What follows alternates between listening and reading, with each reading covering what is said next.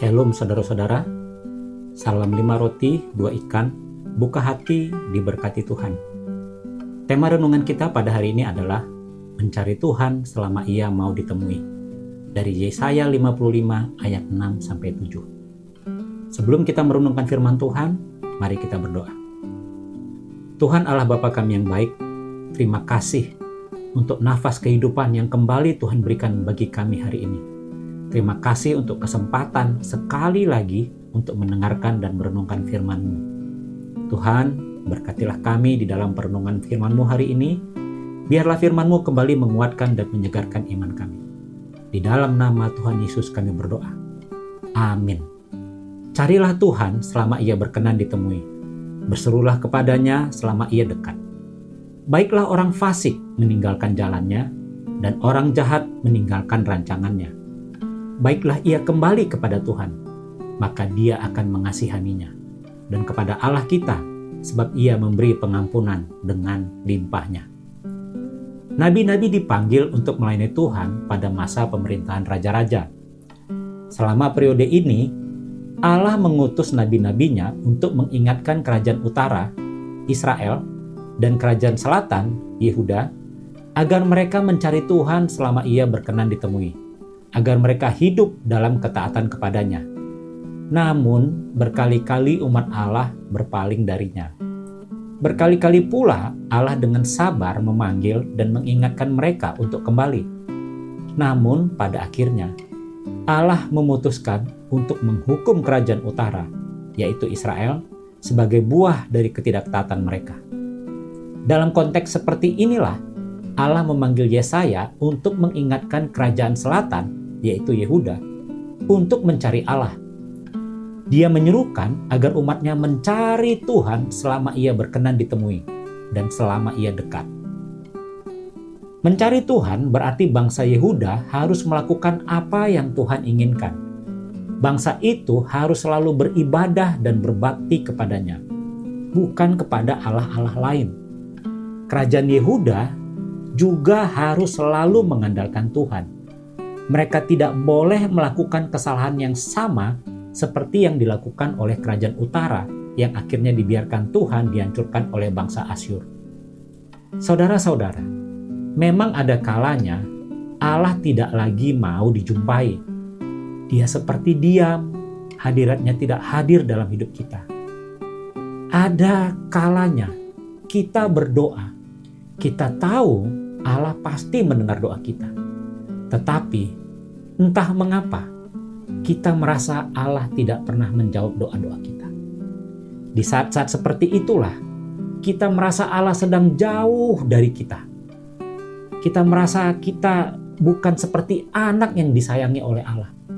Kita merasa kekeringan di dalam hati kita. Ya, itu memang bisa terjadi. Dan kalau itu terjadi, maka kemungkinan besar kita sedang berada di dalam proses pendisiplinan Allah. Atau yang lebih buruknya lagi, kita sedang menghadapi penghukuman Allah. Pada akhirnya, kerajaan selatan dihancurkan oleh bangsa Babel. Dan kehancuran itu mencapai puncaknya saat Tuhan membiarkan bangsa Babel menghancurkan Yerusalem beserta bait suci. Penghukuman dan pendisiplinan Allah pun menimpa umatnya.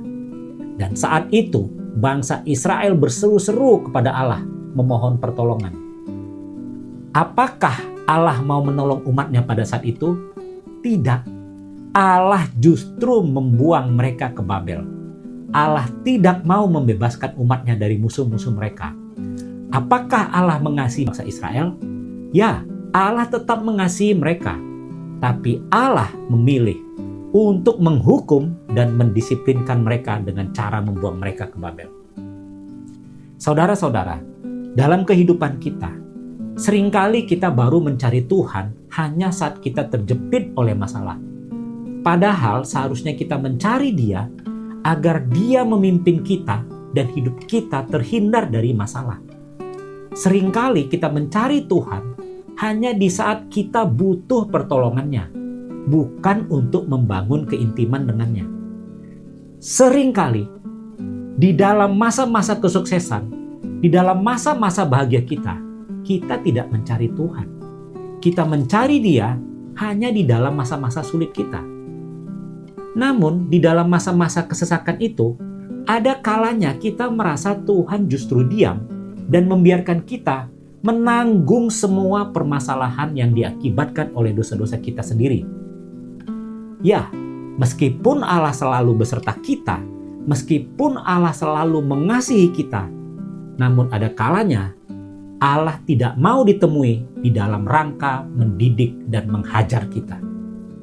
Karena itu saudara-saudara, apapun kesibukan kita hari ini, berapapun banyaknya proyek-proyek yang harus kita selesaikan, betapapun dekatnya deadline yang sudah menunggu kita, carilah Tuhan selama Ia mau kita temui. Carilah Tuhan untuk menemukan kehendak-Nya. Carilah Tuhan untuk memperoleh kekuatan darinya. Carilah Tuhan untuk membangun keintiman dengannya. Carilah Tuhan dengan kerinduan seorang anak yang ingin bertemu dengan Bapaknya.